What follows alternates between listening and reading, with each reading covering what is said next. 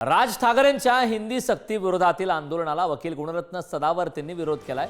सदावर्तेंनी police महासंचालकांकडे आंदोलनाविरोधात तक्रार सुद्धा दाखल केली। 5 जुलैला हिंदी भाषा सक्ती विरोधात राज ठाकरे उद्धव ठाकरेंच्या शिवसेनेसह मोर्चा काढणार आहेत। मात्र या मोर्चाला गुणरत्न सदावर्तेंनी विरोध दर्शवला।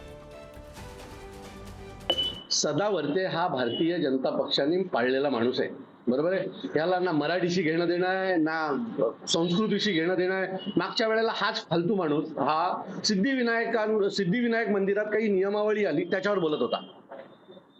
आज मराठी माणसासाठी संपूर्ण महाराष्ट्र एक होतोय, त्याच्यावर हा बोलतो। हा अतिशय तुच्छ दर्जाचा माणूस आहे, त्याच्यावर न बोललेलं बरं आहे।